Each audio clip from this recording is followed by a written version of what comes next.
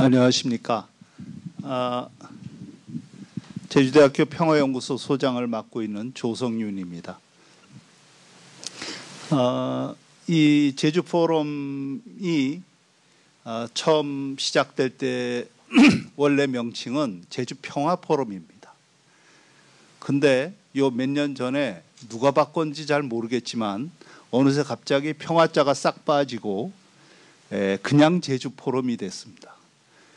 그래서 그걸 아주 불편해하는 사람들도 있고요. 뭐하러 그러면 제주 평화 포럼을 계속하느냐고 비판하는 사람들도 있고 그랬습니다. 우리 그 제주대학교 평화연구소 입장에서 보면 평화 포럼 이 제주 포럼을 만든 가장 큰 이유가 제주도를 평화로운 섬으로 만들어가기 위해서 포럼을 시작했고 그걸 끌고 왔다고 생각했는데 어느 사이인가 제주도를 멋있는 곳이라고 포장해서 선전하는 곳으로 바꿔놓지 않았나 이런 생각도 듭니다. 앞으로 이 포럼, 제주 포럼을 계속하려면 제 생각에 다시 평화 포럼으로 이름을 바꾸고 보다 평화를 주제로 해서 본격적인 논의를 해야 된다 이렇게 생각합니다. 그래서 그제부터 오늘까지 3일 동안 진행되는 여러 포럼의 주제들이 많이 있지만 그리고 거기에 세계 각국에서 유명한 사람들이 많이 오지만 사실은 유명도가 문제가 아니라 어떤 주제를 누가 어떻게 진지하게 다루느냐 이게 제일 중요한 문제라고 생각을 합니다. 오늘 우리가 다루려고 하는 주제는 제주와 오키나와입니다. 제주의 미래를 생각할 때 이번에는 오키나와와 제주를 비교하면서 함께 생각하자 하는 것이 주제입니다. 그건 조금 더 넓혀서 얘기하면 한국과 일본의 문제가 아니라 우리가 살고 있는 이 동아시아의 미래를 국가 단위로 생각하지 말고 정말 섬과 섬들이 어떻게 연대하면 좋을지 섬과 섬들이 갖고 있는 고통, 아픔을 어떻게 서로 공감하는지 이런 데 대해서 같이 이야기를 하는 기회가 됐으면 좋겠습니다. 오늘 발표해 주시는 분과 토론하시는 분들이 각각 오키나와 이야기 그리고 제주 이야기를 하고 그거에 대해서 함께 토론하게 될 겁니다. 발표자와 토론자뿐만 아니라 참여하신 여러분들도 같이 토론을 해 주셔서 우리가 제주와 오키나와 그리고 나아가서는 아시아의 미래를 섬을 중심으로 열어가기 위한 방안을 함께 고민했으면 합니다. 여러분 1시간 반 동안 진지한 토론이 되도록 다 도와주십시오. 고맙습니다.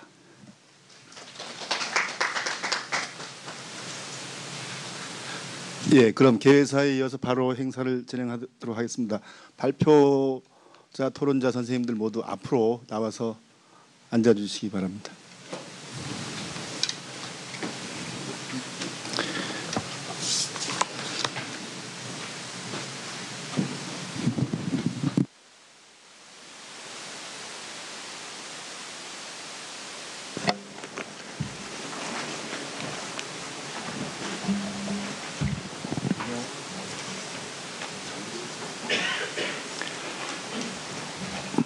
먼저 오늘 발표와 토론을 맡으신 선생님들을 소개를 하고 행사를 진행하도록 하겠습니다.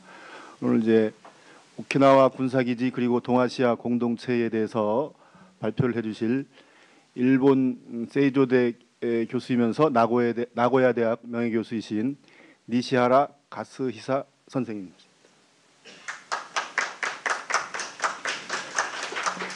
그다음 두 번째 제주 제2공항과 시민사회 그리고 헤게모니 투쟁에 대해서 발표해 주실 제주대학교 서영표 교수님. 제주대학교 공동자원과 지속가능사회 연구센터 장훈교 교수님. 자, 오늘 토론을 맡아주실 선생님 중에서 경희대학교 이명원 교수님 모셨습니다. 자, 일본 히로시마 대학 교수이신데요. 지금 1년 동안 제주대학교에 와 계십니다. 최진석 교수님. 그리고 정영신 선생님은 지금 오고 있는 중입니다. 이따 오시면 소개를 해드리도록 하겠습니다. 예, 이 행사가 11시까지 돼 있어서 이제 쉬지 않고 계속 진행을 해야 됩니다. 그런 그 점 양해를 해주시고요. 첫 번째 발표는 니시하라 선생님께서 PPT를 통해서 발표를 해주시겠습니다. 발표 시간은 20분 정도 해주시면 고맙겠습니다. 영어로 발표해 주시는데 통역기를 이용해 주시면 되겠습니다.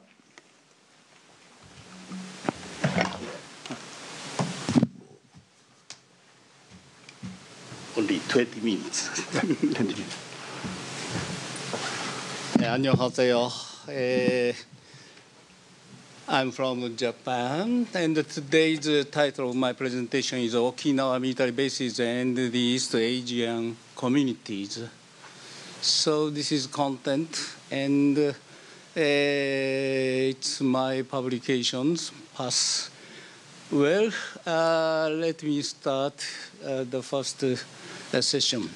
A new sociological association called East Asian Sociological Association, EASA, was established in 2019, 3 months ago. As a board member, I organized an official research network named Transnational Sociology, which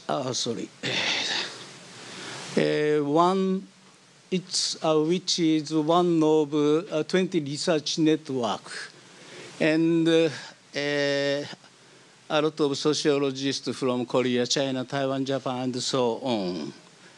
And this is my, as an organizer of these sessions, and the following is my remarks. Contemporary society has been drastically changing, especially people can easily cross some borders. So society mainly means the society within the nation. This is my terminology. But nowadays, society itself crosses the national border. Therefore, I think sociology itself also must change from domestic to transnational sociology. Ulrich Beck, German sociologist, said, each individual's biography is set free from his or her immediate life sphere beyond the nation state. The world society is a part of his or her biography. Okay? And Beck added, positive knowledge does not reproduce the past event loyally, but my means Beck's statement follows another request, attempting to take a newly emerging future into view. So transnational sociology also tried to take a newly emerging future into view, just like Beck's statement. It is, so to speak, a future-oriented sociology. Anyway, I'm a sociologist, so I'd like to mention the character of sociology in advance. But next is the main theme. This presentation is based on these orientations.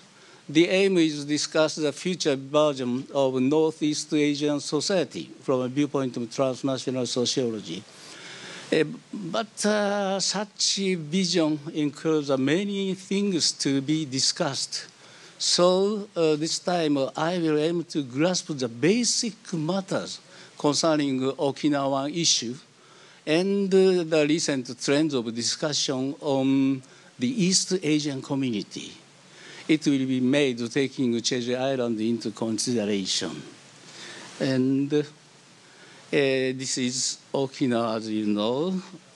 And first, let me talk about Okinawan history briefly. And Okinawa used to be an independent country. Many Okinawan, over 100,000 people died in the battle with the US in 1945. after war, Okinawa was under American rule for 27 years. And nowadays, 70% of the U.S. military base facilities in Japan are located at Okinawa. But about half of people in mainland Japan seem to accept the presence of the U.S. military bases. So, Prime Minister Abe is still to keep his position for 5 years. And anyway,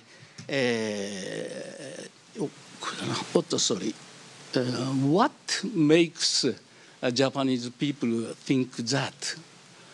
One of the main reasons for supporting such Japan-US policy originates from the political confrontations among the Northeast Asian countries, especially mainland Japanese people feel the threat of North Korea and China.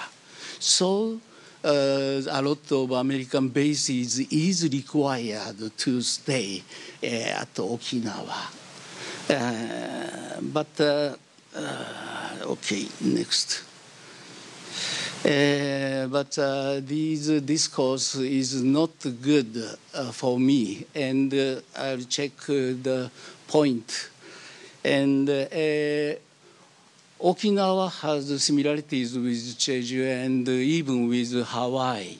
Islands, independent country, violently incorporated into the mainland, involved the war, civil war, and facing at the military base issues, including Kanjong, and embedded in the U.S. global military strategy.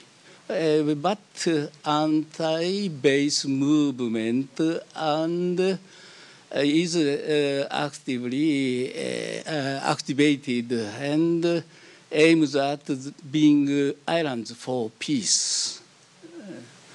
And these photos, I took them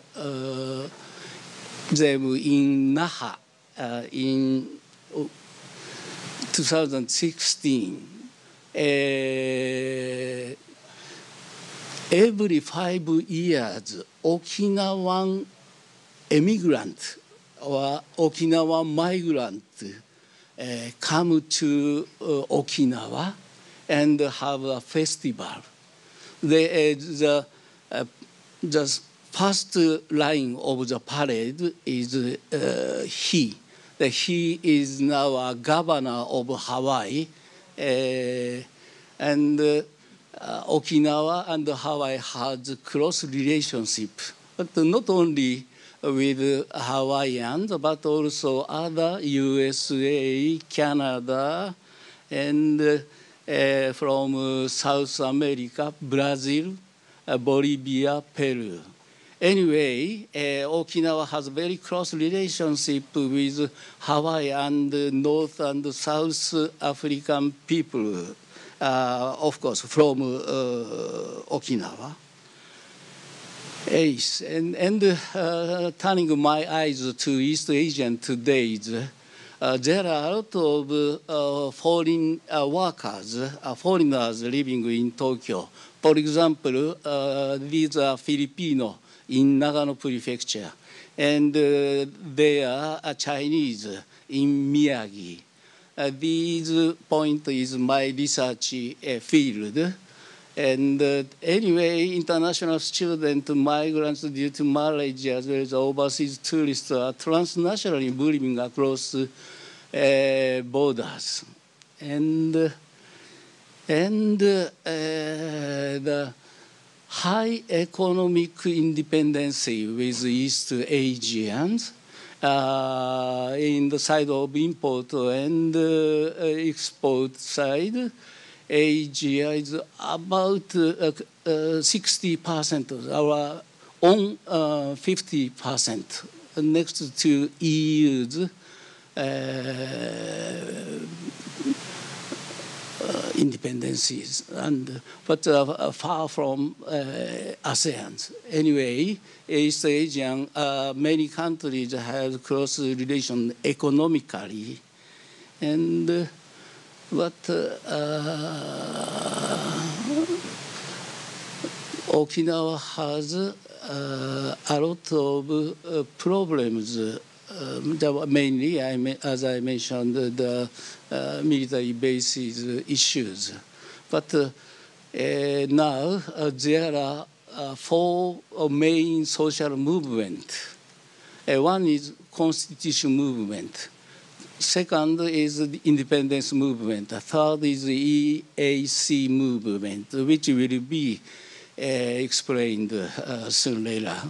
And the fourth movement, Japanese people take the U.S. base in Okinawa back to the mainland. But I will want to skip this movement, so because of the short time. So, okay, 20. First is Okinawan intellectual discourse. And he is Kawamitsu. I met him 2 weeks ago. He wrote in 1981 a draft of Constitution of Ryukyu Republic Society. Ryukyu means old name of Okinawa, Ryukyu is. And he declared that in the first article of this draft, it is required to abolish the nation state. Abolishment of the nation state will be required. And in Article 11, not only people who live in Okinawa, but also even who agree with the purpose of this constitution and wishes to become a member of the Ryukyu Republic Society, they can be qualified as a member of this society. So his plan or idea of a new society is a network society spreading to the worldwide. For example, Uchinanchu Okinawan Migrants Network. It's just a simple example. And Kawamitsu's plan tried to go beyond the nation of the modern nation state itself. It was about 30 years ago, 40 years ago, but in 1995, a girl rape incident by U.S. Marine Corps, his constitution draft gained attention again. And in the 2010s, when Henoko issue started to be discussed, and several books and journals, including this constitutional draft, were published and gained attention 3 times. And second is another important movement to seek independence. Yoshikatsu Matsushima declared independence. He contributed his declaration, the Declaration of Independence in 2010. In this year of 2010, we declare independence of Ryukyu as a Federation of Autonomous Republics of Ryukyunesian. It means Ryukyu Islands. And there is a very strong discrimination. So he tried to overcome the discriminations and to be independent from the mainland Japan. So in order not to allow more lands of Ryukyu to be used for U.S. military basing, we declare independence from Japan. And on attaining independence, we will at once return the existing U.S. military bases to Japan. Okinawan wishes to achieve the goals of becoming a sovereign island of peace and hope that exists in friendship with other countries, regions, and nations of the world. Okay, the third final movement is regional community in Okinawa. And here I briefly review the history of discussion over the East Asian community. Of course, the similar idea used to be in Japan, East Asian cooperated community, with Japan as a leader to come to the front. But this idea should be critically considered as a negative legacy. So we must try to build a new community. So it is called the East Asian Community. And anyway, these ideas of to build East Asian communities are Mahathir in Malaysia or other political figures mentioned these communities. But these are the government-based East Asian community. So finally, in 2004, the Council of East Asian Community was founded in Tokyo. The president, ex-prime minister Nakasone, Yasuhiro Nakasone.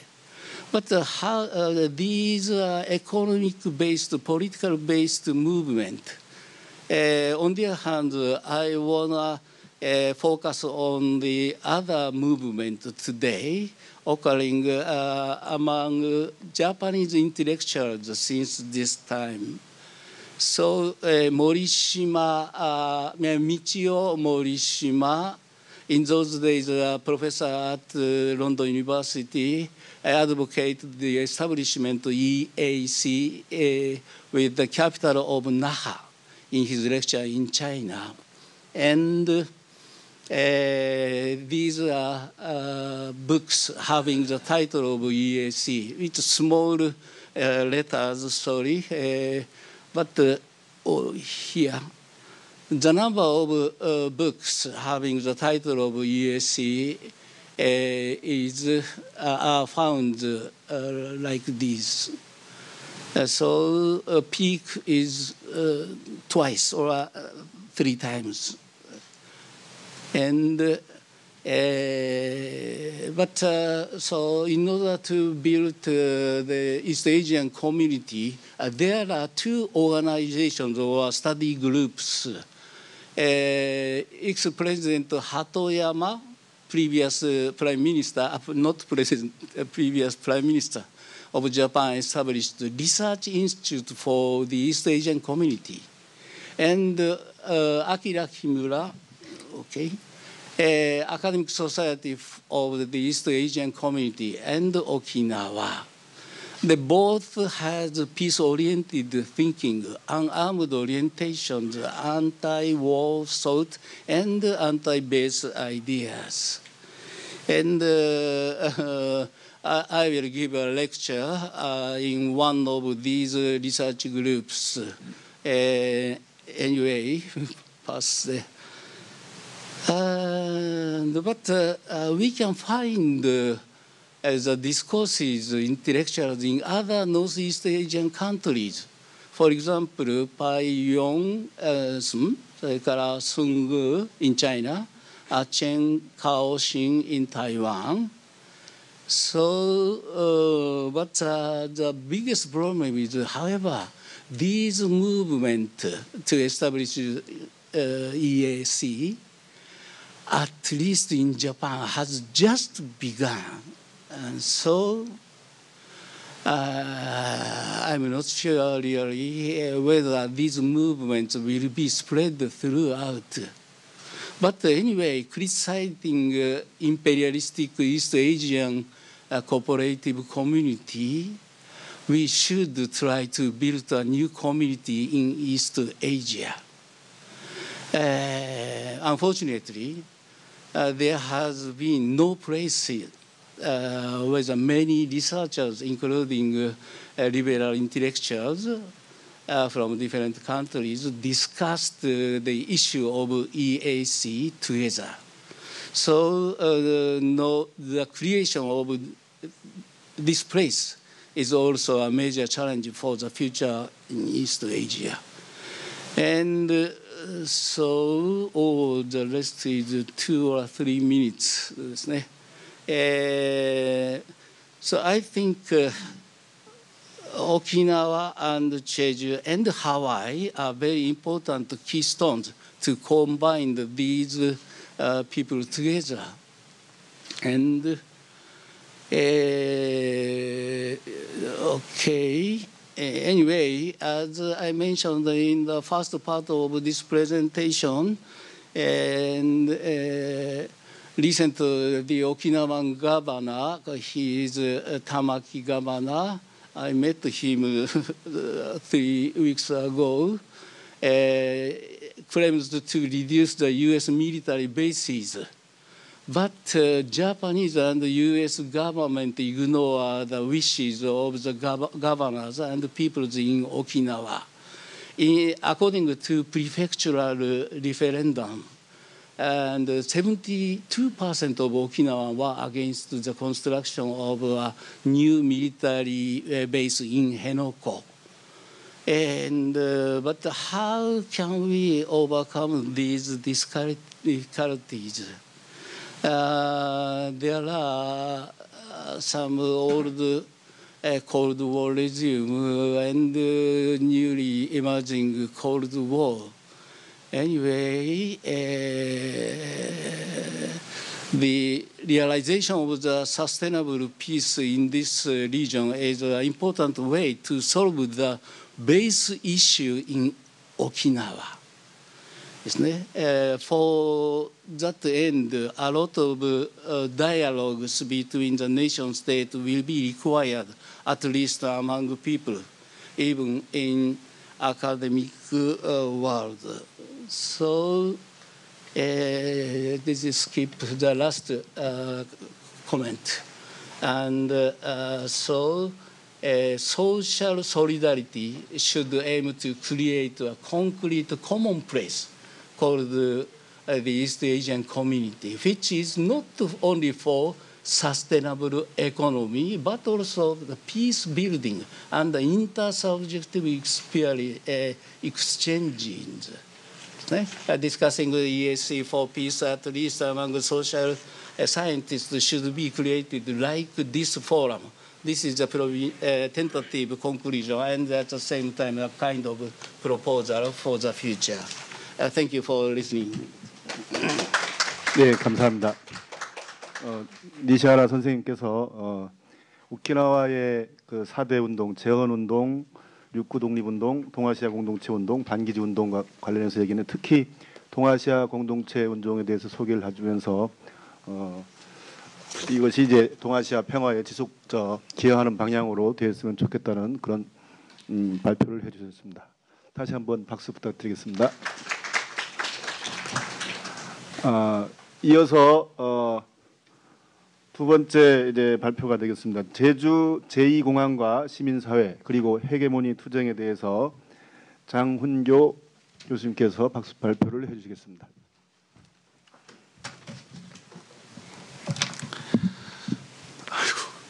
안녕하세요.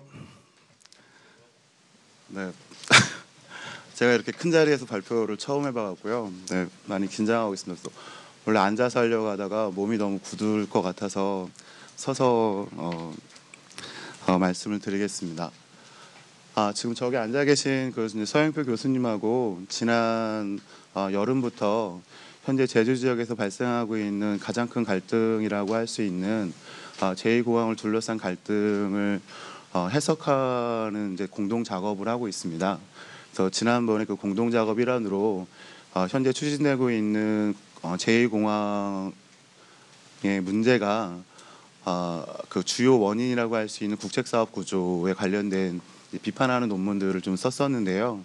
그 논문을 하는 그 논문 발표 이후에 후속 연구 과정에서 현재 제2공항을 둘러싼 문제를 보다 깊이 이해하기 위해서는 현재 제주 시민사회가 어떻게 작동하고 있는가에 대한 고민 방향으로 우리들의 연구를 좀 확장시키면 좋겠다는 의견을 좀 나누었습니다. 그래서 지금 현재 그 후속 연구 과정이고요. 그 후속 연구 과정에서 갖고 있는 몇 가지의 발상 혹은 아이디어 혹은 고민들을 오늘 좀 같이 나누는 시간을 가져보려고 합니다.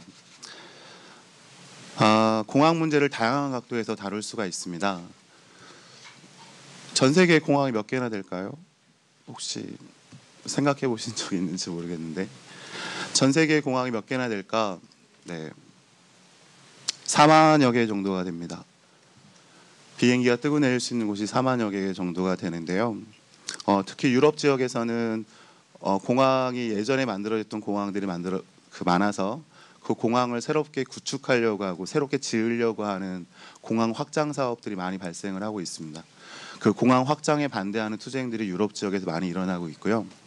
특히 동아시아, 특히 저희 주제가 오늘 동아시아입니다만 동남아시아 이쪽 지역에서도 엄청나게 많은 공항들이 만들어지고 있습니다. 인도만 하면 인도는 지금 한 200여 개 정도의 공항이 만들어지고 있습니다. 제가 드리려고 하는 거는 현재 지금 제주에서 공항을 둘러싼 갈등이 있는 것처럼 현재 세계 수많은 곳에서 공항 갈등 현장들이 발생하고 있고요. 최소한 700여 개 곳 이상에서 지역 주민들의 커뮤니티와 제주 공항의 확장 혹은 새로운 공항을 만드는 과정 사이에서 많은 갈등들이 있습니다. 뭔가 연관성이 있겠다라는 생각이 들고 있습니다. 그래서 그것들을 분석하는 다양한 고민들도 하고 있는데요. 그런 배경들까지 다 말씀을 드리면 너무 시간이 오래 걸려서 오늘은 시민사회 문제에만 집중을 하도록 하겠습니다. 현재 제주 제2공항 갈등을 다루는 크게 보면 두 가지 시각이 있습니다. 하나는 제가 작업했던 것처럼 국책 사업이 왜 이렇게 진행이 되는가에 대한 비판을 하는 시각이 있습니다. 근데 사실 이거는 학문적 연구라고 하기도 어렵습니다. 왜냐하면 국책사업 구조가 밀어붙이기식 일방적 구조로 진행된다는 건 사실 한국의 시민사회 상식에 가깝습니다.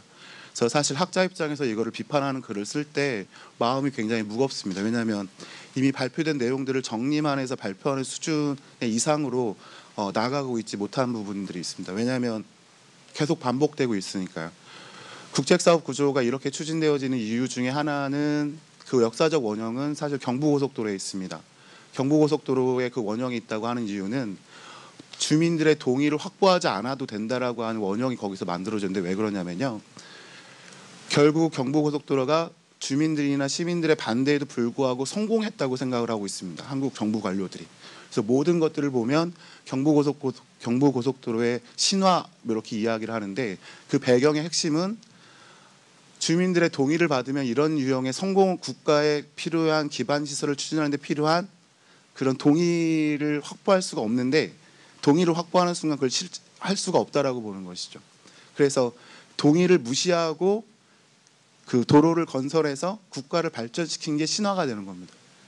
그래서 모든 유형의 국책 사업은 선포하고 이제 밀어붙이기 방식으로 진행되는 게 한국의 국책 사업의 기본 기조가 되고 있습니다. 그 방식이 지금까지 계속 진행이 되는 것이죠. 그래서 주민들의 동의는 한국에서 단 한 번도 국책사업 추진 과정에서 중요한 요인이 되지가 않습니다. 그러니까 이게 한국 국책사업 과정의 중요한 그 요인인데요. 그래서 갈등을 해결하거나 갈등을 다루는 방식으로서 국책사업을 하지 않고 갈등을 어떻게 소멸시킬 것인가의 방식으로 국책사업을 추진시키는 방식이 중요하게 됩니다. 그걸 제가 이제 방법으로서의 군사주의라고 비판을 하고 있는데요. 그런 요소들이 국책사업 구조에 있습니다. 그래서 한국에서는 국책사업 구조가 일정한 유형의 군사작전식 방식으로 나타납니다. 그래서 국가가 왜 지금 이 순간 여기에 나타나는지를 지역 주민들 입장에서는 이해할 수 없는 방식으로 국가가 갑자기 나타납니다. 군사작전처럼 바로 직전에 선포가 되고 TV를 통해서 그 공항이 그 자신의 장소에 온다는 것을 주로 TV를 통해서 알게 되는 형태로 접하게 되는 것이죠. 이런 유형이 반복해서 나타납니다. 이런 반복 때문에 주로 한국의 학자들은 이것을 민주주의적 시각에서 국책사업 구조를 비판하는 데 많은 시간들을 할애하고 있습니다. 근데 또 하나는 이런 갈등들이 진행이 많이 되다 보니까 이것을 공공 갈등의 유형으로 보고 공공의 갈등을 어떻게 관리할 것인가라는 문제를 다루는 많은 연구들이 있습니다. 공공 갈등은 주로 국토부 혹은 국가, 정부와 지역 주민 사이의 갈등 관계를 어떻게 처리할 것인가라는 관심을 갖는데요. 여기서 핵심은 이 문제가 왜 발생했는가에 대한 문제가 아니라 갈등 관리를 어떻게 해서 갈등의 비용을 최소화할 것인가가 문제가 됩니다. 근데 여기서 더 문제는 국책사업 구조는 갈등 관리에서 발생하는 공공 갈등 관리가 그러니까 필수적 선택 과정이 아닙니다. 왜냐하면 갈등 관리를 할 필요가 없기 때문에 이 과정을 진행한다고 하더라도 국책사업은 그대로 추진이 되는 것이죠. 그러니까 국책사업 추진 구조와 공공 갈등 관리 구조는 분리가 되어 있습니다. 왜? 갈등을 관리해서 한다고 하는 것들이 국책사업을 하지 못 만들도록 하기 위해서 갈등 관리 구조가 분리가 되어 있는 것이죠. 그래서 이 문제 때문에 한국의 비판적 사회과학자들이 이 문제들을 가장 많이 이제 고민을 하고 있는데요. 근데 이제 이런 방식을 통해서는 사실은 현재 제2공항을 바라보고 있는 갈등의 한 축만을 바라보게 됩니다. 이 갈등이 현재 분출되어지고 있는 구조는 제주 시민사회를 관통할 수밖에 없기 때문에 제주 시민사회가 어떻게 구성되어 있는가의 모습들이 현 제2공항을 둘러싼 갈등을 다양한 구조, 복잡한 구조들을 만든다는 것이죠.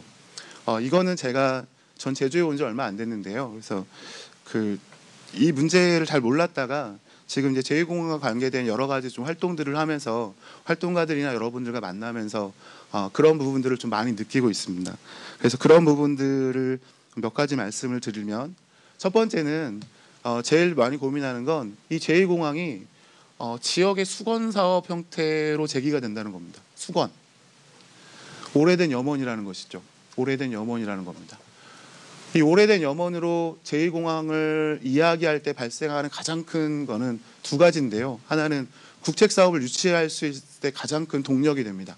그래서 아시는 분들은 아시겠지만 각 지방자치단체들이 지역 수건을 만드는 작업에 하고 있습니다.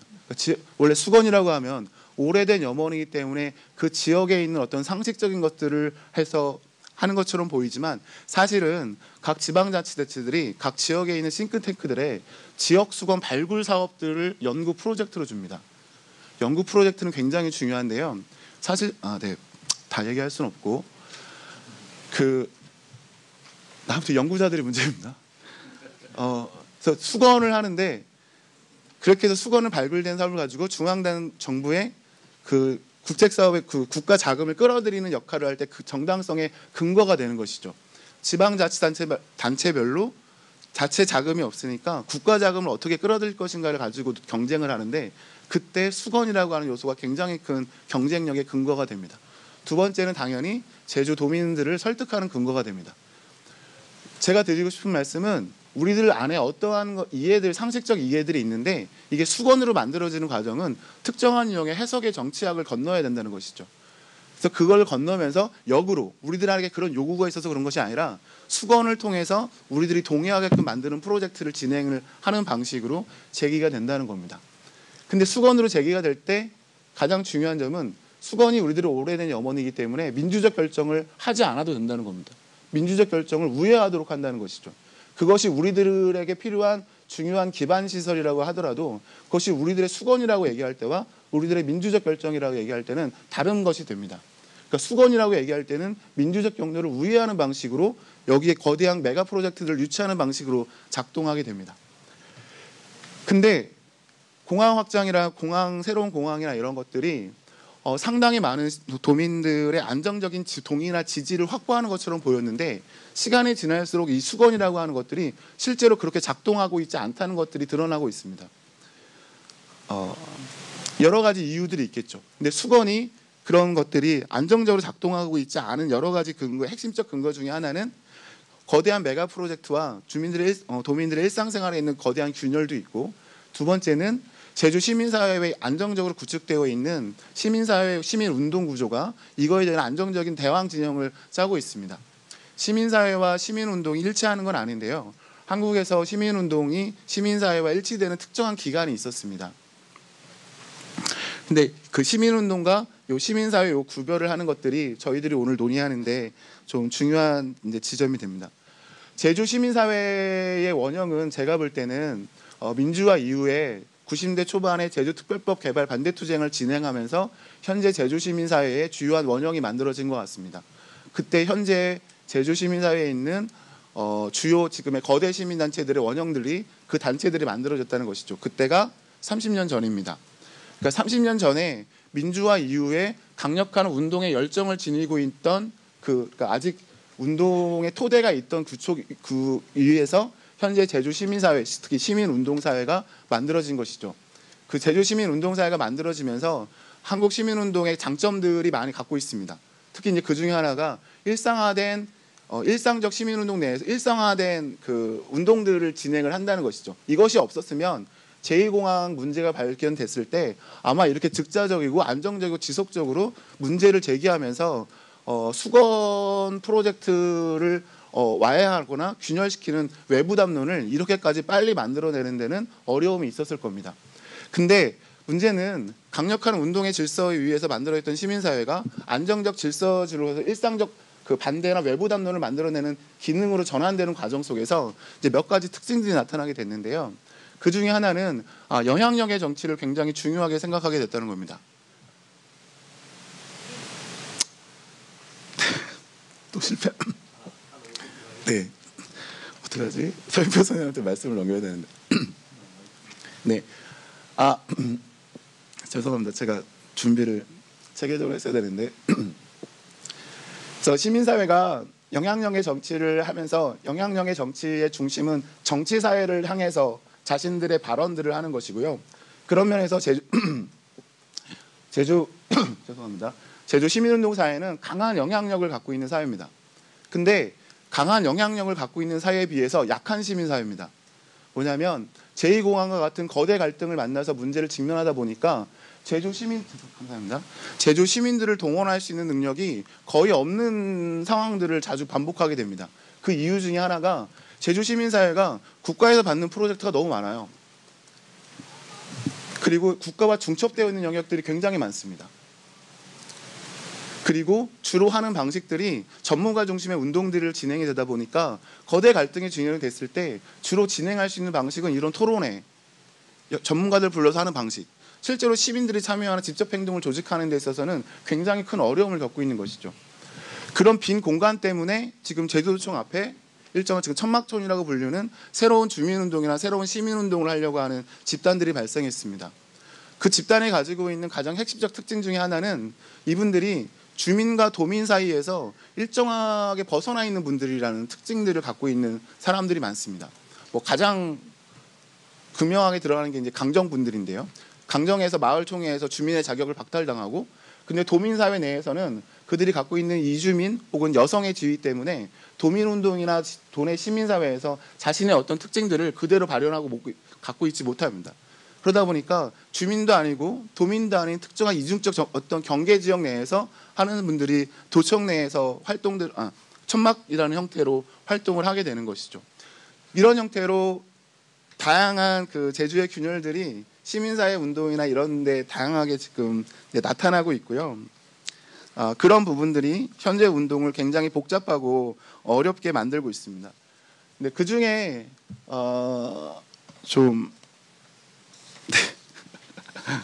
그래서 굉장히 복잡하게 만들고 있는데요.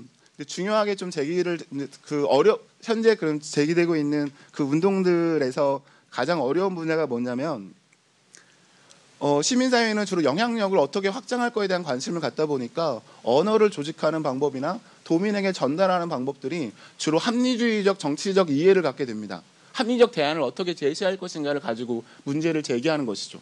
근데 문제는 대항운동이나 운동을 조직하는 과정이 합리적 대안 제시로가 되는 것이 아니라 일정한 유형의 정치적 열정을 동원해야 되는데, 이 정치적 열정이 지금의 현재 한국의 시민운동이나 제주에서 시민운동이 조직되는 방식에서 잘 출현하지가 않는 겁니다. 근데 이게 지금 제주 천막촌이나 이런 방식으로 분출이 된 것이죠. 근데 두 운동 모두가 한계를 가지고 있습니다. 천막촌이 동원할 수 있는 정치적 열정의 규모가 일정 단계 이상으로 넘어가는데 어려움을 느끼고 있고 제주도민사회가 갖고 있는 합리적 대안들이 실제 제주 그 주민사회까지 들어갈 수 있는가에 대해서는 많이 회의적입니다. 특히 이거는 특정한 지역의 주민사회가 작동하지 않을 때 도민사회가 그 특정한 주민들과 만나는 데 있어서 수동적이 되거나 이런 과정들을 계속 직면하게 되는 것이죠. 그래서 이런 문제들 속에서 어떻게 문제와 결합하는 제주 시민사회의 정치적 열정을 어떻게 불러낼 것인가, 이런 문제가 현재 제주 시민사회 혹은 시민운동이 직면한 가장 중요한 과제이지 않을까라고 생각을 합니다. 네, 감사합니다.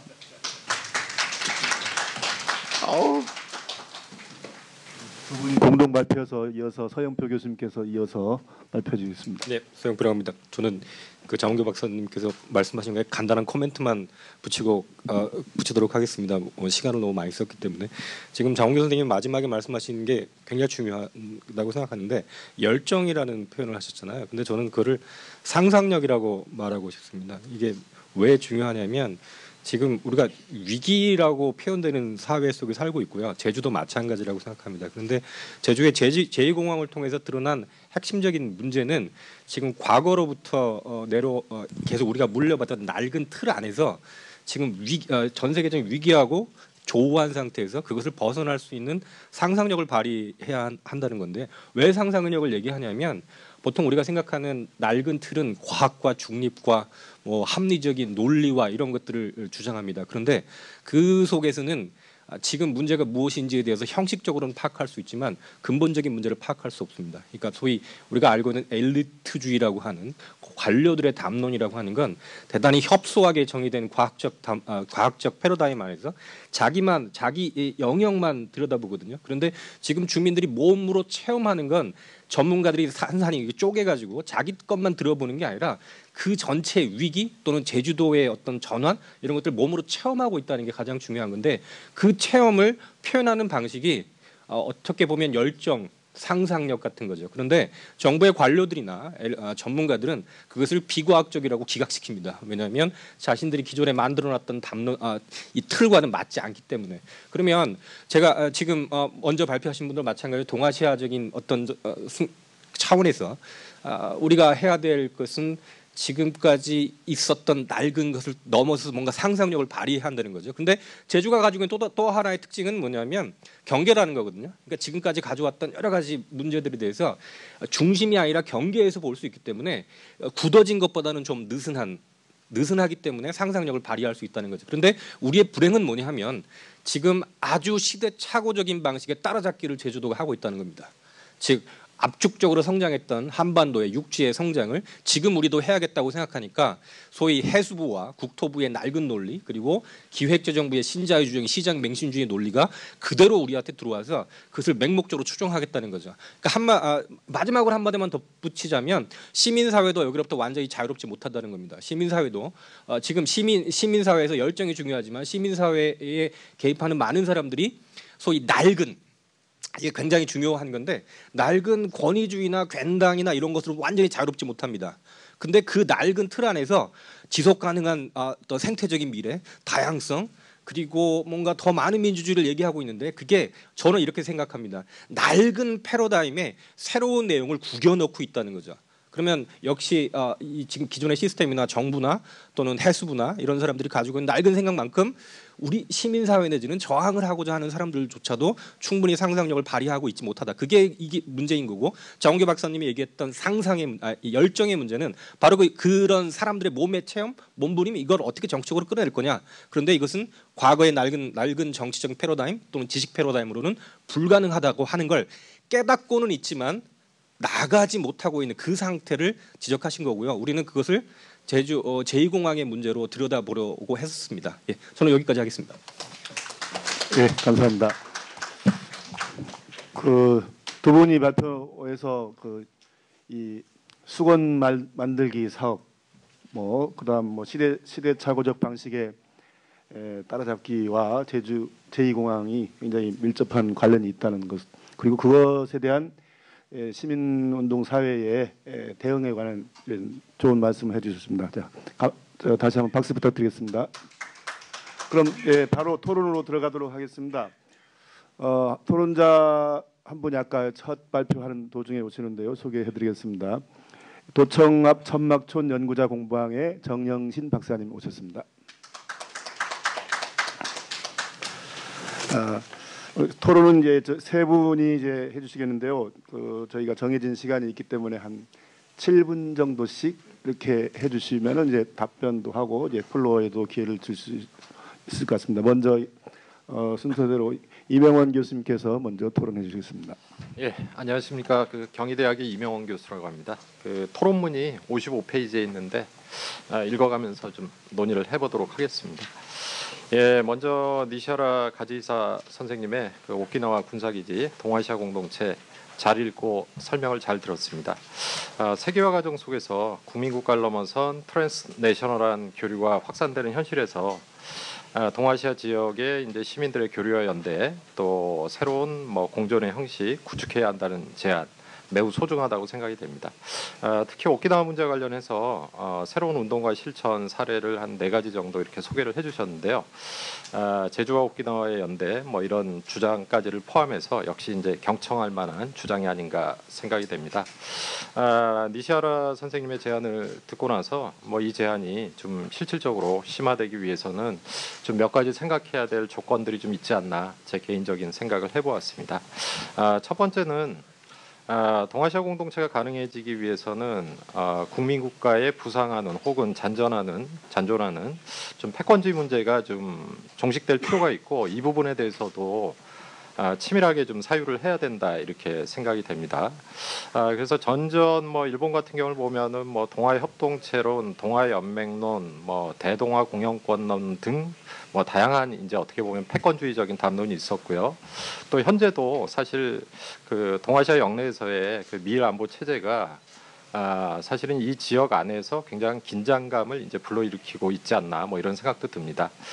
중국 같은 경우를 보면은 이제 시진핑 체제에서 1대1로 전략 이렇게 외치고 있는데요.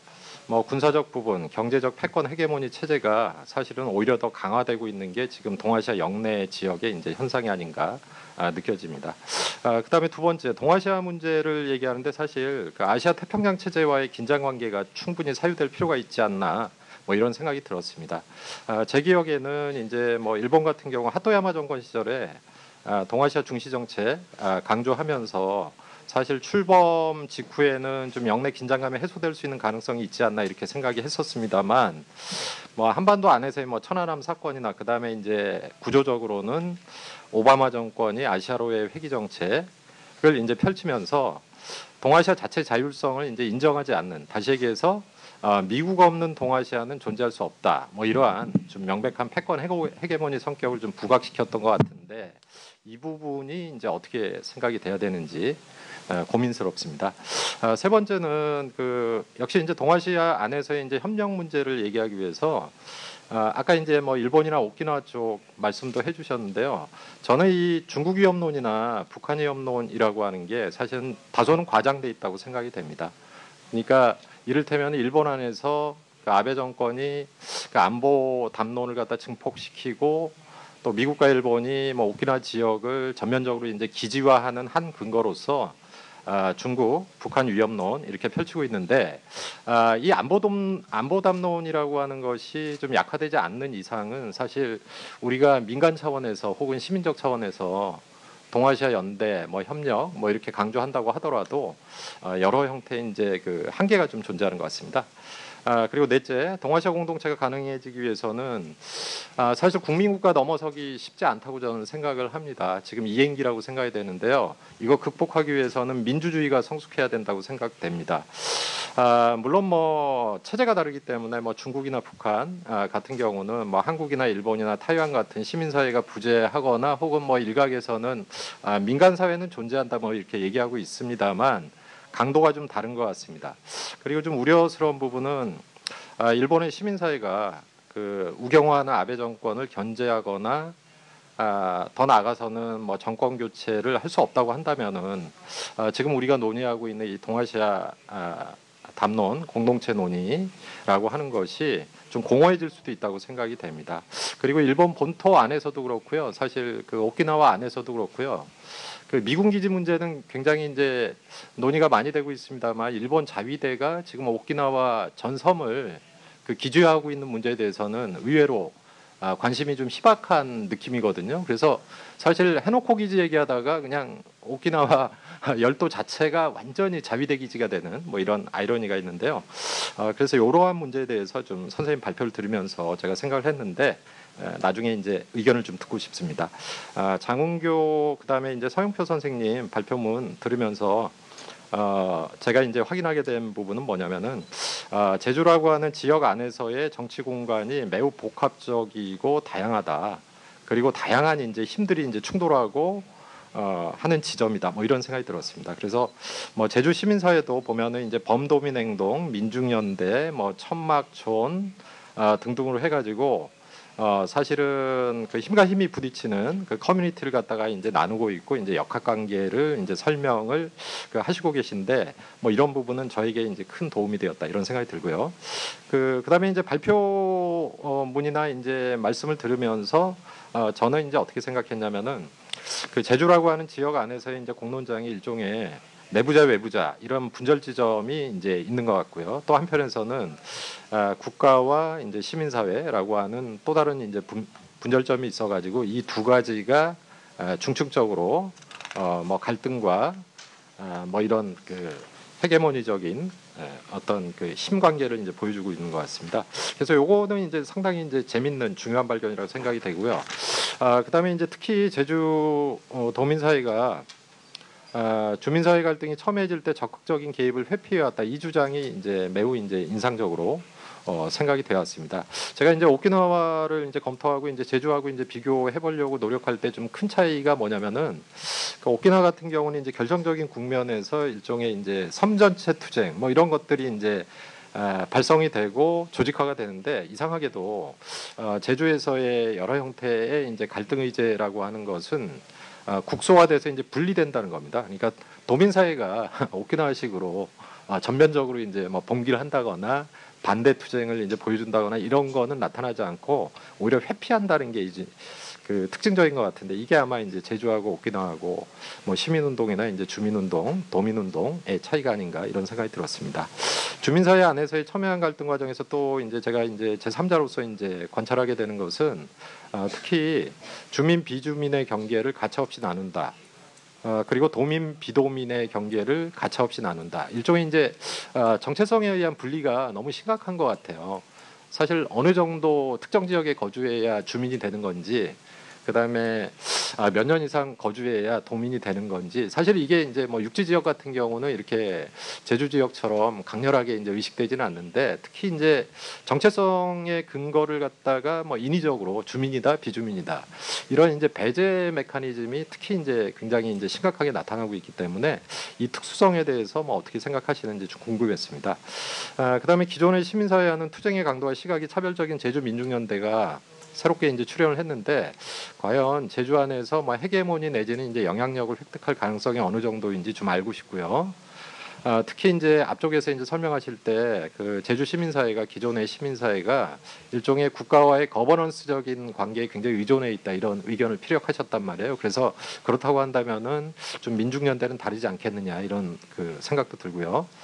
또 천막촌 같은 경우를 보면은 이제 김경배 씨의 투쟁 이후에 현재는 굉장히 다양한 가치들이 이제 결합해서 이제 잡고한 것으로 보이는데 뭐 이를테면은 생태주의랄지 아나키즘이랄지 페미니즘이랄지 평화주의랄지 직접 행동이랄지 그러니까 이것은 이제 이전에 이제 그 시민사회에서는 볼 수 없는 있다고 하더라도 이제 예각화되지 않은 그런 양상이었던 것 같은데 이것이 적어도 그 제 입장에서 보면은 전국적 이슈화, 그러니까 제2공항 문제와 관련한 전국적 이슈화, 의제화라고 하는 것을 좀 도를 넘어가지고 이제 크게 이제 확산시킨 하나의 이제 그 현상이자 모델이 아니었나. 저는 이렇게 생각하는데 두 분의 이제 발표자께서는 어떻게 생각하시는지 좀 궁금했습니다. 그리고 이제 장운교 선생님이나 이제 서영표 선생님 같은 경우는 이제 시민사회 안에서의 헤게모니적 양상만 이제 분석을 했는데 뭐 역시 이제 중요해 보이는 거는 제2공학의 성격이 무엇인지 좀 명백히 하고 나가는 게 굉장히 중요하다고 생각이 됩니다. 제 개인적인 생각은 제2공항이 제주공항의 뭐 포화 상태라든가 또 제2공항을 통한 뭐 관광이나 개발 담론 뭐 이런 측면들도 있겠습니다만 좀 궁극적으로 이제 핵심적인 거는 좀 안보 문제와도 크게 관련이 돼 있지 않나 이런 생각이 듭니다. 그래서 뭐 오키나와의 이제 무장화와 거의 비슷한 방식으로 뭐 제주라고 하는 섬을 대중국 포위 견제용의 이제 일종의 뭐 한국과 미군의 적극적으로 활용할 수 있는 이제 공군기지로서 사실은 제2공항을 활용하는 게 좀 주된 숨어 있는 이제 목표가 아닌가 이런 생각이 드는데 이 부분에 대해서도 좀 알고 싶습니다.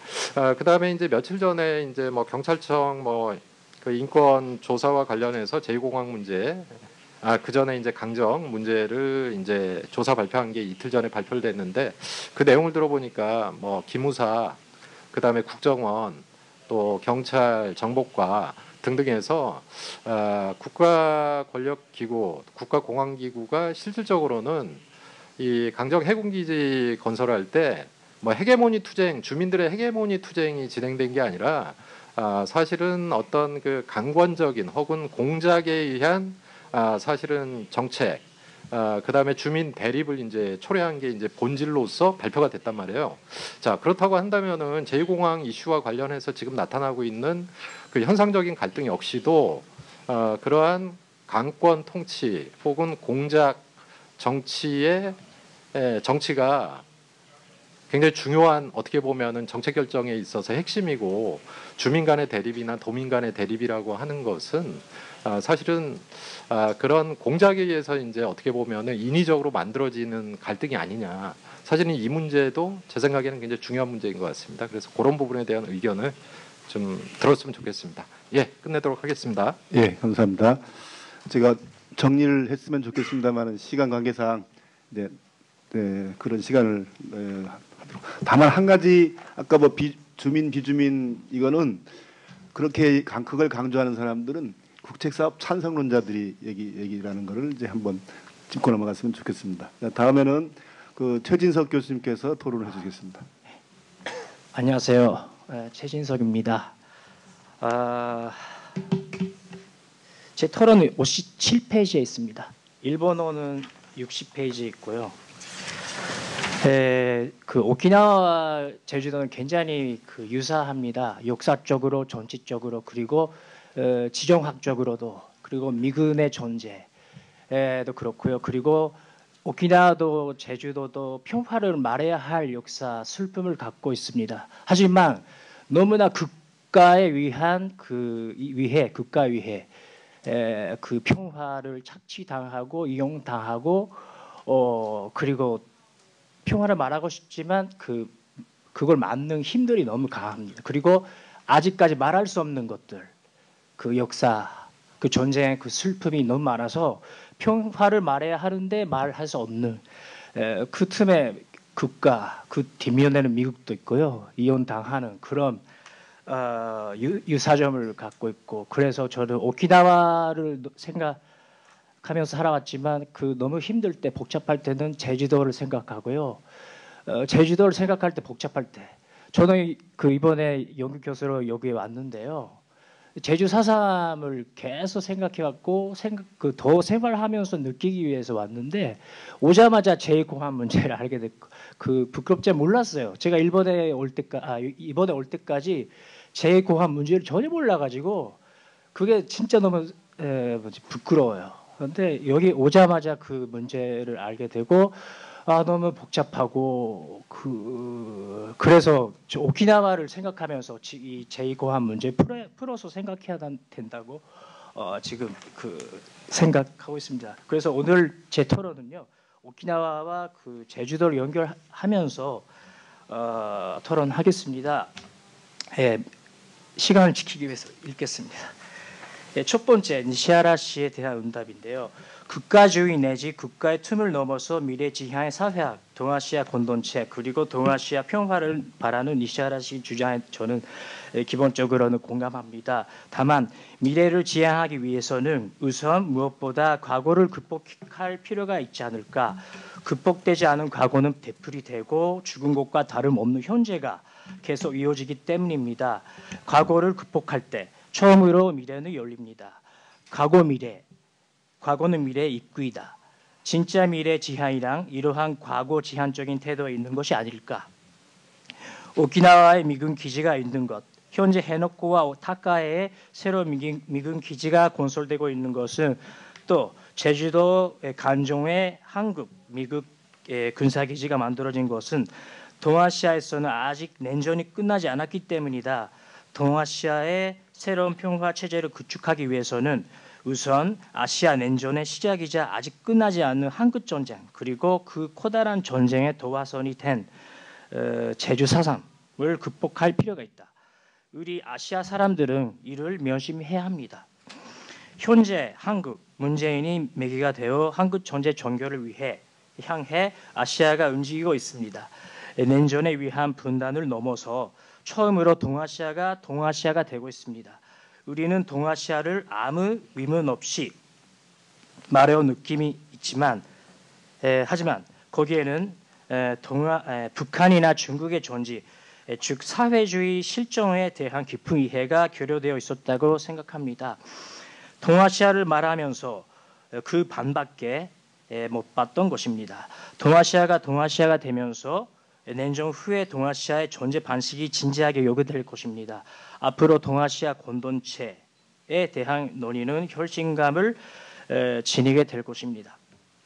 다만 동아시아 공동체에 대한 논의를 할 때 일본, 한국 국가, 중국 이렇게 국가를 늘어놓으면서 구상하면 안 될 것입니다.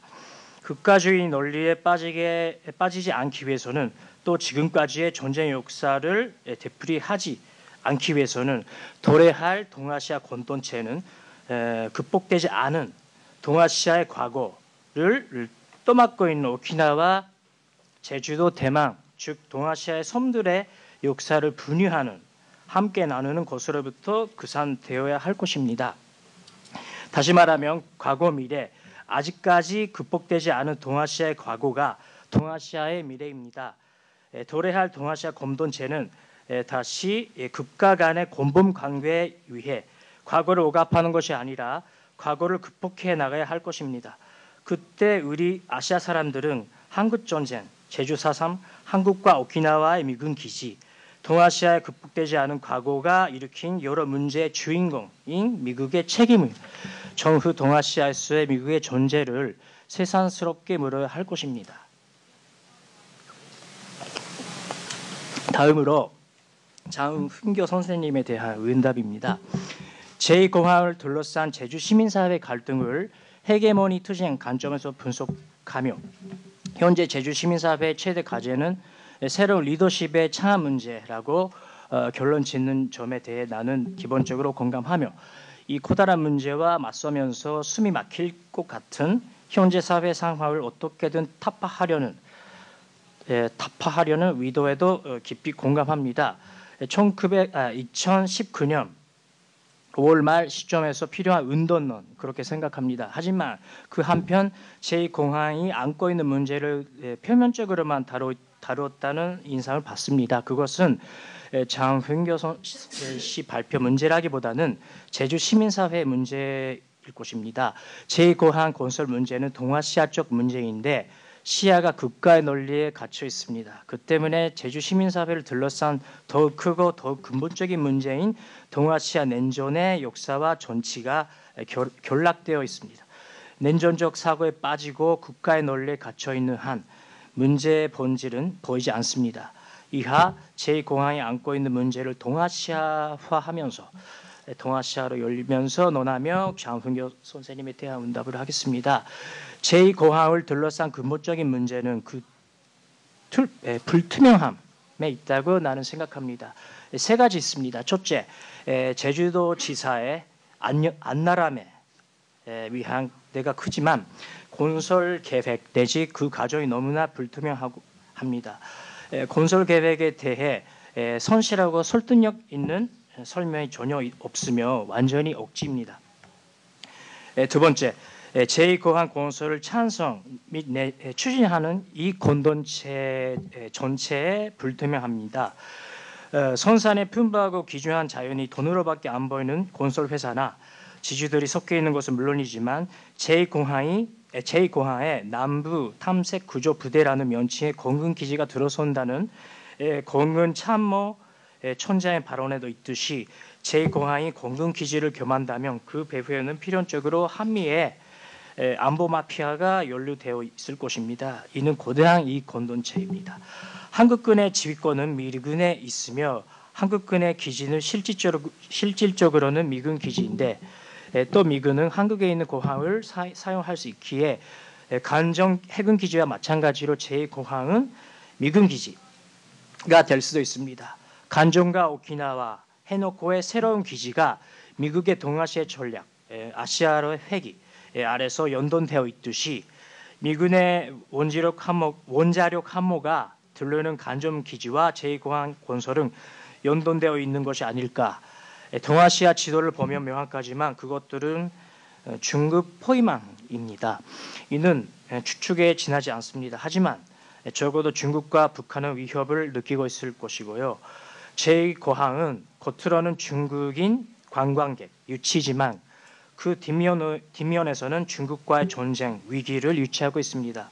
셋째, 불투명함은 제2공항 건설을 역사화하는 시각의 교류입니다. 1948년부터 시작한 정확하게는 47년인데요. 그 제주 4.3이 미국의 전쟁, 미국의 동아시아 패권, 미국의 자본주의 확대의 희생이었다면 간정은 4.3이다. 그리고 제2공항은 간정이며 4.3이다. 제주 4.3, 간정, 제2공항 이 세 개의 역사적 사건에는 위로부터의 간대한 압력, 국가 권력, 국가 폭력에 의해 공동체가 갈등, 분열되어 파괴되었다는 공통점, 내전의 슬픔이 있습니다. 그리고 간정, 제2공항을 찬성 내지 묵인하고 있는 사람들에 의한 반대 운동을 펼치고 있는 사람들에 대한 시선 밑바닥에 레드 컴플렉스, 빨갱이라는 울림이 섞여 있지 않은가. 제주 4.3 전시는 평화와 인권이 아니라 자주와 독립이다. 평화, 인권, 이것은 당연한 것이고요. 누구나 말할 수 있는 것이고, 근데 이것은 그 국가에 위해 그 제주 4.3에 소비되어 있고 또 하나의 은폐라고 생각합니다. 제주 4.3은 해방 공간에서 조선 민중들이 휘구한 미국 및 제국 일본의 그늘로부터의 자주와 독립이 그 표현이었습니다.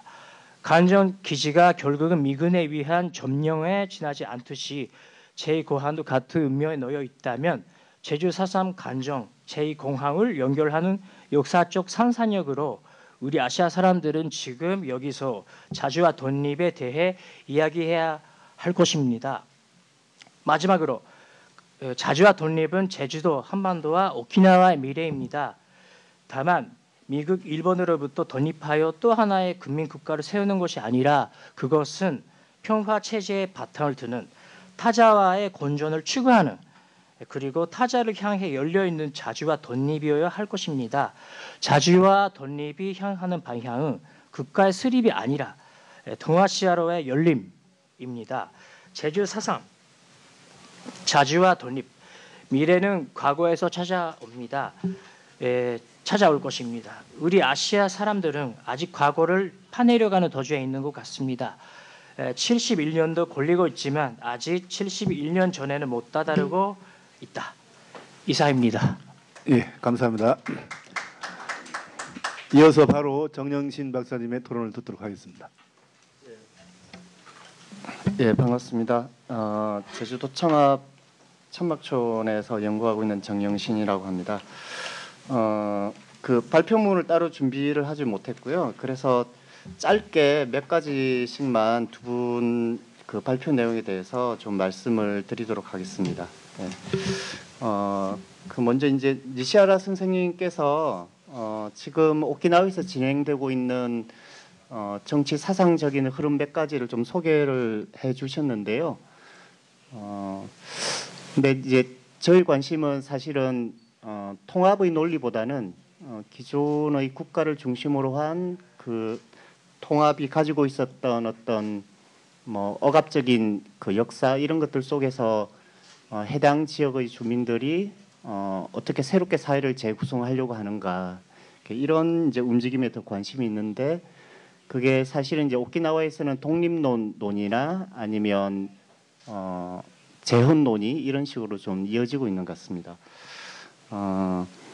그 동아시아 공동체와 관련된 논의는 이제 뭐 어떤 논의들이 있는지를 분류하는 데는 여러 가지 방식이 있겠습니다만 제가 생각하기에는 현재 진행되고 있는 이 동아시아 공동체 논의는 어쨌든 여러 국가들을 중심으로 한 동아시아 특히 동북아시아에 있는 여러 국가들을 중심으로 한 대륙 중심의 논의가 아닌가 이런 생각이 들고요. 그래서 가령 이제 그 대양과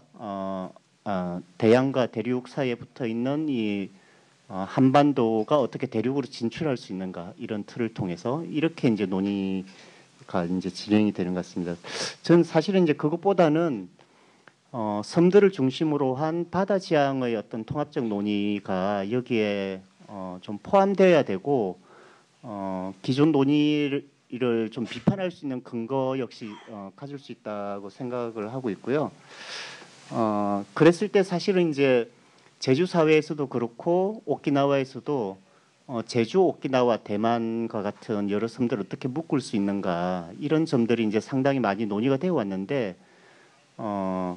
역시 이제 커다란 난점이 있는 거죠. 왜냐하면 이 각각의 국가들이 대륙 또는 이 섬들이 기존의 국가들 사이의 관계를 어떻게 재정립할 것인가에 대해서 마땅히 이제 대안이 없는 거죠. 가령 대만, 제주, 오키나와가 묶인다고 했을 때 제주는 그럼 대한민국이라고 하는 국가와 어떤 관계를 맺을 것이냐 이런 거에 대해서는 사실은 그동안 진행되었던 논의가 거의 없지 않나 이런 생각이 좀 듭니다.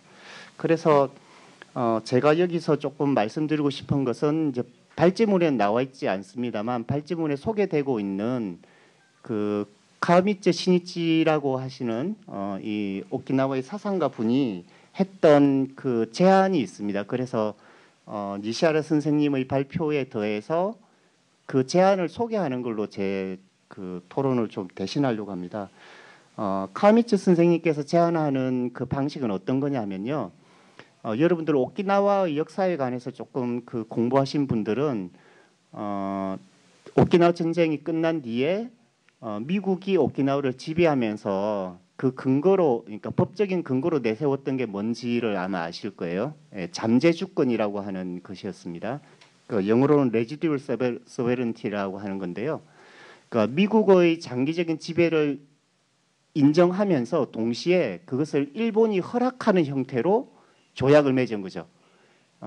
그게 주권이란 말은 등장하지 않습니다. 근데 언젠가 뭔가 주권과 관련된 논의가 있을 때 일본이 허락했다고 하는 그 의미를 주권의 말로 해석할 수 있는 여지를 이제 남겨둔 거예요. 매우 이제 교묘한 어떤 장치이고 그것이 오키나와에게는 그간 70년 동안 어떤 억압을 가져다 준 상징이기도 했습니다. 그러니까 이 잠재 주권이라는 말은 오키나와 역사 속에서는 어떤 고통의 언어라고 할 수 있는 건데요. 근데 만약에 우리가 제주, 오키나와, 대만이라고 하는 이 섬들을 중심으로 해서 바다에서 어떤 공동체를 구상을 하고 그 공동체 구상에서 기존 국가와의 관계가 가장 중요한 장애물이 만약 된다고 하면 오키나와의 고통을 가져다 줬던 이 장치를 이 섬들이 기존의 국가와 대륙으로부터 거리를 두는 어떤 희망의 어떤 장치로 전환시킬 수 있지 않을까. 이것이 이제 그 카와미츠 선생님께서 제안하는 하나의 방식이거든요. 그러니까 저는 이런 어떤 창의적인 사고가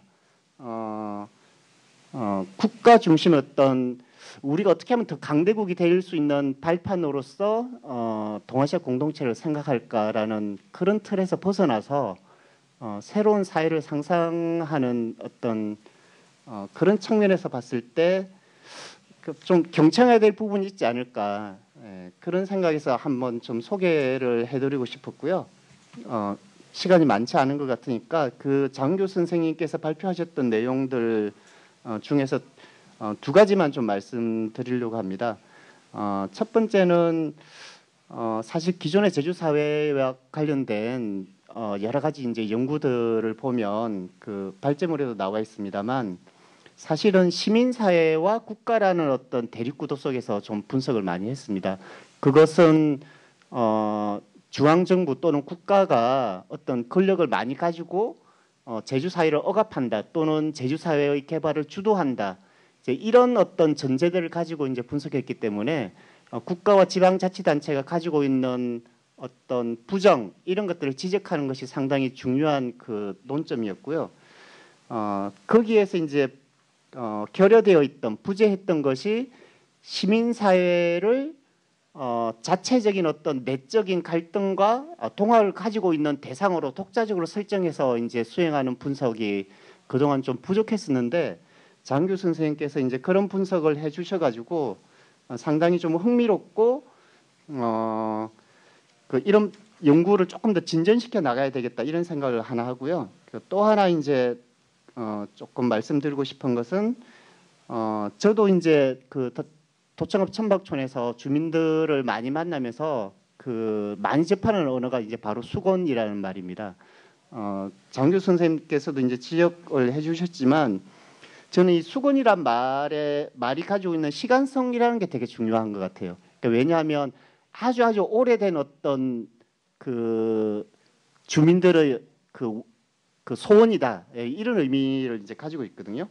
근데 이제 그냥 우리 바람이다, 지금 우리가 원하는 어떤 정책이다, 이렇게 이야기하지 않고 수건이라고 이야기하는 것은 어떤 시간을 거슬러 올라갈 수 있는 정당성의 근거를 가지고 있는 주장이다라고 이제 이야기를 하고 싶은 거죠. 근데 그 시간이 얼마만큼 오래된 것인지는 사실 누구도 잘 모르는 그런 것이라고 보고요.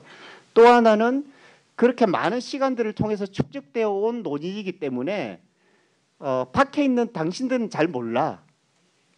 이 시간들을 함께하면서 쌓아온 우리 어떤 주민 공동체 안에서만 이해될 수 있는 어떤 게 있어. 그러니까 외부 세력들은 여기에 개입할 수 없다라고 하는 어떤 그 주민과 도민들을 배제하는 구도가 이 수군이란 말들 속에서 좀 있지 않나, 이런 생각이 듭니다. 예.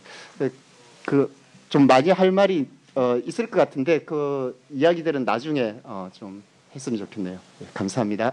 네, 감사합니다.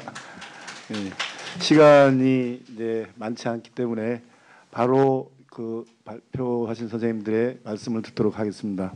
먼저 니시하라 선생님 말씀 부탁드리겠습니다.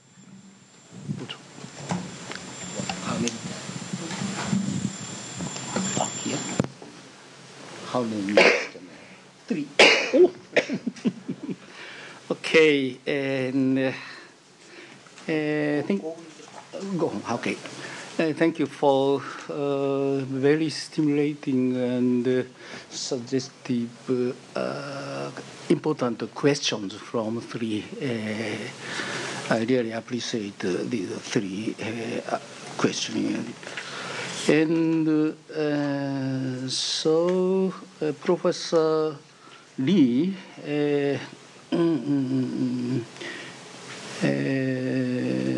his comment is very important.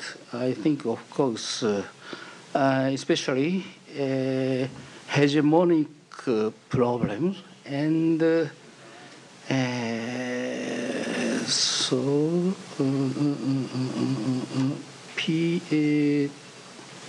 peace.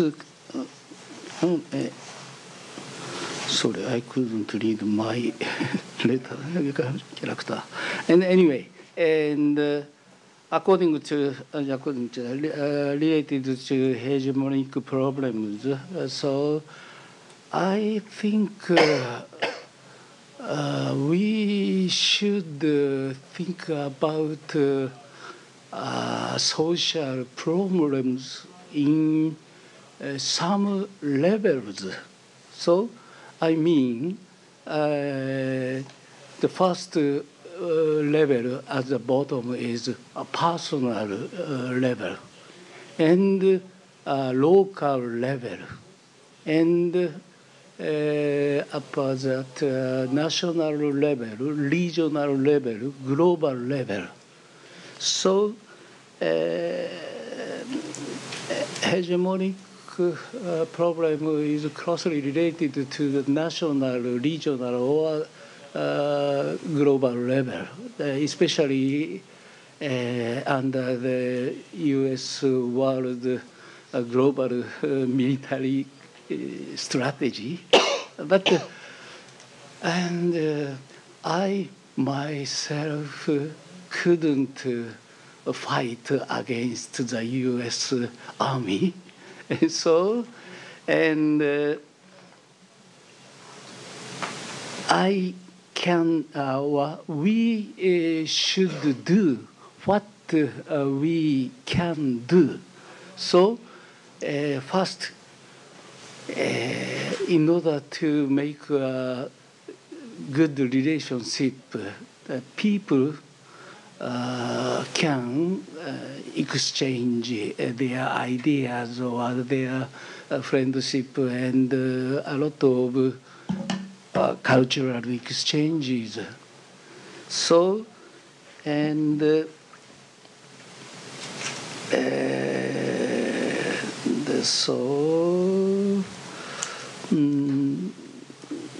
to think about the East Asian community is another point to do what we can do, because let's discuss the idea of East Asian country here in East Asia. Let's discuss. It's the very important point to overcome the world global military strategy. Of course, in a long way term. So, and other questions closely related to Professor Lee's. So, for example, Professor Chao mentioned the nationalism. So, U.S. strategy anyway. So, and in local level, there are a lot of important the main cities in each country. Why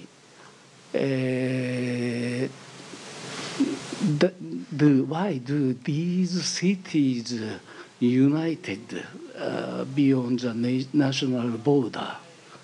So I wanted to propose, advocate the United Cities of Northeast Asia, not United States of America, United Cities of Northeast Asia. So in order to make such relationships is important to overcome the world hegemonic U.S. strategy and so on. And the third question, Mr. Chan give me is he said how people could reorganize societies. So, and Kawamitsu's idea is a very extremely idealistic, I think. Of course, and East Asian community is very idealistic for the time being, and even independence discourse is idealistic. But what we can do is to improve, to make self-determined rights that we should want. We should get the right of self-determined. So in that point, Okinawa is not the same level as Jeju Island. So the people in Okinawa try to get the self-determined level power. But the last point I wanted to emphasize is Okinawan problem is not in the local level and national level. In order to resolve the final problem of bases closely related to regional peace or global peace. So anyone who wanted to make peace in the world should try to do making peace in the world. So these are a kind of division labor, I think. Okay. 네, 감사합니다. 예, 그럼 그다음에 선생님 두 분 다음에 조금씩 말씀하시죠. 시간이 이미 지났는데 어떻게 할지 잘 모르겠습니다. 예, 여러 가지 질문들이 제기돼서 제가 아까 말씀드렸던 것처럼 제주 제2공항은 단순히 공항 하나 만드는 문제가 아니라 지금 우리가 제주 사람들이 또는 한국 사람들이 또는 동아시아 사람들이 직면한 이 동시대의 문제가 아주 응축돼서 나타나고 있는 거라고 생각이 되고요.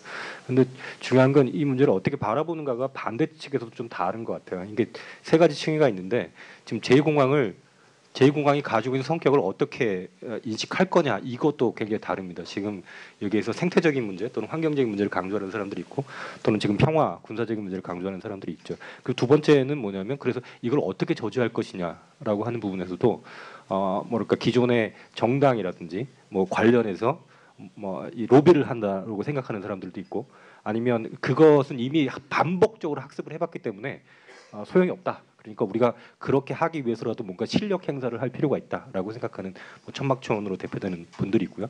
또 나머지 하나는 이게 좀 비어 있는 부분인데 그래서 지금 제2공항을 저지하고 나서 제주의 미래를 어떻게 끌고 갈 것이냐라고 하는 이 세 가지 마지막 문제인데 이게 좀 비어 있어요. 그러니까 자꾸 어떻게 느껴지냐면 반대. 왜 너네들은 왜 항상 반대만 하느냐. 그런데 여기에 천막 쪽에 있는 분들한테 머릿속에는 아까 제가 말씀드린 열정과 상상력이 있거든요. 더 이상 이 근대적인 방식 또는 자본주의적 방식으로는 안 된다라고 하는 뭔가가 있는데 그게 지금 모아지지 못하고 있는 측면이 있고요. 그것은 정확히 제가 이렇게 말씀드리고 싶은데 제주에 또는 한국에 소위 자기를 전문가라고 생각하는 사람들의 직무 태만 내지는 방기고요. 소위 고위 공직자 내지는 공무원들이 대단히 무능하다라고 하는 것의 표현이라는 거죠. 그러면 이 문제를 어떻게 우리가 근본적으로 다시 제기할 수 있을 거냐가 제2공항이 우리한테 던지는 시험. 그러니까 시험 때에 저는 들었다고 생각합니다. 예, 여기까지 하겠습니다. 네, 장훈규 교수님.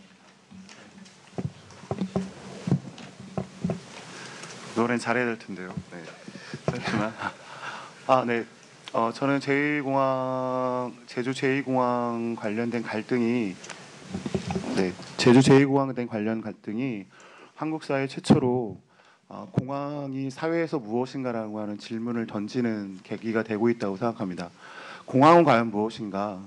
공항이 존재하는 사회는 어떤 사회로 변화가 일어나는가?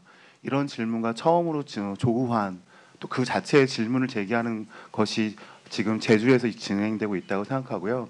그 문제를 이제 어떻게 이해할 것인가라는 문제가 중요하다라고 생각합니다. 이 문제를 둘러싸고 제주의 다양한 형태의 경계가 있고 그 경계를 통해서 균열이 작동을 하고 있습니다. 바로 그런 균열 때문에 헤게모니라고 하는 정치의 작동 방식들이 다양하게 나타나고 있는 것인데요. 지금 고민은 그 균열이 어떤 방식으로 작동하고 있는지를 이 계기를 통해서 우리들이 조금 더 이해할 수 있지 않을까라는 겁니다. 단지 갈등 그 자체 때문만이 아니라 이 갈등을 통해서 우리가 우리 자신을 조금 더 이해할 수 있는 계기가 될 때 우리가 이 갈등이 종료가 된 이유라도 한 걸음 더 우리가 어떻게 나갈 것인가를 이 갈등을 통해 배울 수가 있다는 것이죠. 그래서 이 갈등을 일종의 실험 상황으로 본다면 이 갈등을 통해 제주는 무엇을 배울 것인가라고 하는 질문을 좀 같이 나누고 싶고요. 갈등은 전국화가 되면 될수록 이 싸움을 반대하는 쪽에는 유리할 거라고 봅니다. 근데 문제는 이 갈등이 어떤 과정으로 전국화가 되고 어느 시점에 전국화가 되고 어떻게 될지 이 문제가 굉장히 중요한데 이 문제를 어떻게 지금도 많은 분들이 노력하고 있습니다만 이게 실제로 강정도 전국화가 되었다고 하지만 그 시점이나 이런 문제들이 많이 중요했다라고 제가 좀 듣고 있습니다. 근데 이 문제가 어떻게 전국화가 될 수 있을지 근데 제가 느끼고 있는 건 어제도 서울에 있다 왔습니다만 사실상 이 문제는 전국적 무관심으로 제주의 문제로 지역화가 되어 있어서 이것들 더 높은 정도의 갈등이나 강도를 일으키는 방식으로 갈등을 전국화하려고 하는 어떤 것들이 현재 운동 진영에서 나타나지 않기를 바라고 있는 마음뿐입니다. 이것이 정치적인 열정으로 분출되고 일종의 자기 희생적 폭력이나 자기 타자 희생적 폭력으로 나타나지 않는 방식으로 이걸 어떻게 전국화할 수 있을 것인가가 지금 갖고 있는 가장 큰 고민이고요. 군사공황 가능성이 있다라고 저도 많이 듣고 있습니다. 근데 드리고 싶은 말씀은 알고 싶습니다. 정말 알고 싶은데 자료에 접근할 수가 없습니다. 군사공황인지 아닌지를 왜 우리가 모르는 상태에서 논의를 해야 되는지 이해할 수가 없는 겁니다. 이 자체가 지금 저희들이 하나의 군사작전 앞에 있는 것처럼 그 자체가 비밀 영역으로 붙여진 상황 내에서 의혹은 제기되고 접근하고 싶은데 알 수가 없는 상태로 공황이 추진되고 있는 겁니다. 정말 알고 싶습니다. 수건, 그래서 제가 전하고 싶은 건 수건으로 등장한 사업이 현재 반대 운동은 이걸 공론으로 가고 있습니까? 수건과 공론이 맞부딪히는 당면이 현재 제주에서 진행이 되고 있는 시민사 헤게모니 투쟁의 중심인데, 근데 수건과 공론 모두 지금 약간의 어려움과 고민들이 있습니다. 근데 이게 정말 민주적 방식인가에 대한 질문들이 있습니다. 근데 동의하기는 어려운데 다른 방법이 없습니다. 현재 우리가 발견하고 있고 찾아낸 방법이 어디까지인가, 우리가 민주주의를 고민하는 수준이 어디까지인가를 같이 고민할 수 있는 계기가 되었으면 좋겠습니다. 감사합니다. 네, 감사합니다. 우리 니샤 선생님이 1분 정도 발언하시겠다. Okay. And I forgot to mention the important reply. So with my idea to unite the local cities or the locally united cities, locally united regionalism. It's my terminology. Locally united regionalism is very important. But I forgot to refer to another reply. EU, the established European Union needs 40 years since 1952, or 70 years since 1923, when the first idea was opened. So EAC are very extremely idealistic, but EAC will be realized at least in the 22nd century. That we have to wait for a while, but I wanted to cultivate the soil to discuss this idea with my friends in Northeast Asian countries. That this is my final comment. 감사합니다. 네. 이 시간이 10분이나 지나서 저기 진행 요원들이 자꾸 저를 이제 쳐다보고 있습니다. 뭐 플로어 토론도 해야 되겠지만은 예. 아니 여기 이 다음 세션도 준비되어 있기 때문에 시간을 하기가 어려운 상황이라고 합니다. 그러니까 그 점 양해를 바라고요. 예. 일단 이렇게 해서 오늘 뭐 이렇게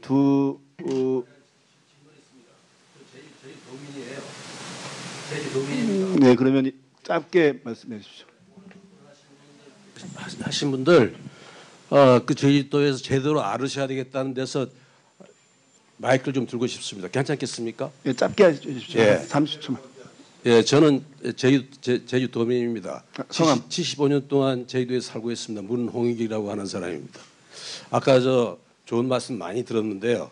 제주도는 지금 아주 어렵게 살다가 그래도 관광객 1,500만 시대를 갖고 번영을 누리고 있습니다. 그러나 앞으로 우리가 더 나은 세대로 살려면 번영이 필요하다. 그러니까 프로스펙트가 필요하다는 얘기죠. 그래서 새로운 공항을 만들어서 세계적인 사람들이 다 오게 만들자 하는 데서 공항을 짓는 겁니다. 사명감이 아니고 필요에 의해서 짓는 거예요. 그런데 왜 시민단체들이 자꾸 저어가지고 뭐 그냥 들어있고 저도 조금 듣고 정말 화가 나는데요. 솔직히 화가 나는데요. 사이렌트 모저레트라는 말이 있습니다. 대다수 도민들이 조용히 바라만 보고 있어요. 시민단체가 지금 얼마나 됩니까? 국책 사업이라고 자우지간 반대해서는 안 되는 거고 번영을 해서는 예, 희생할 건 희생해 줘야 될 거 아니냐는 얘기죠. 또 하나는요. 아까 말씀하셨는데 군사기지가 된다면 우리 제주도민들이 멍청한 사람들이 아닙니다. 제주도민이 다 막아낼 겁니다. 또 두 번째 어느 분이 그 뭐 비주민 뭐 저기 주민하고 갈라놓는데 그러면 시대입니다. 지금 제주도민이요 그 수준까지 올라왔어요. 옛날에는 육진농 했습니다. 지금 그렇지 않아요. 그렇게 왜 자꾸 이렇게 갈아놓는지 저기 토론자 하시는데 그런 것만은 좀 상가해 주셨으면 고맙겠습니다. 고맙습니다. 네, 알겠습니다. 네. 뭐 정리를 이제 하겠습니다. 그 사실 이제 제2공항 관련 문제는 이제 아까 이제 수건 만들기 이렇게 했는데 그 제2공항 필요하다고 했던 사람들이 거의 없었는데 어느 날 수건처럼 이렇게 말해지는 점이 있다고 생각합니다. 저는 여기 그런 점도 이렇게 보고 또 이 동아시아 공동체와 관련해서 오키나와하고 제주가 상당히 여러 것들이 비슷비슷하고 아까 이제 니시아라 선생님도 말씀해 주셨지만 하지만은 다만 다른 거는 이제 제주는 이제 독립 담론은 상당히 적다는 것이죠. 그런 것이 많으면 조금 그런 것들이 뭘 이제 분리주의적인 그런 차원이 아니라 동아시아 공동체 차원 그걸 하기 위해서는 그런 것도 조금 활발하게 일어나면은 더욱 이제 오키나와 제주가 함께 동아시아 공동체를 향해서 갈 수 있는 좋은 방향을 모색할 수 있지 않을까 그런 생각을 해봤습니다. 시간이 충분하지 못해서 이제 활발한 토론을 진행하지 못한 점 사과드리고요. 그럼 이상으로 제주와 오키나와 동아시아 섬의 미래 오늘 행사를 모두 마치도록 하겠습니다. 감사합니다.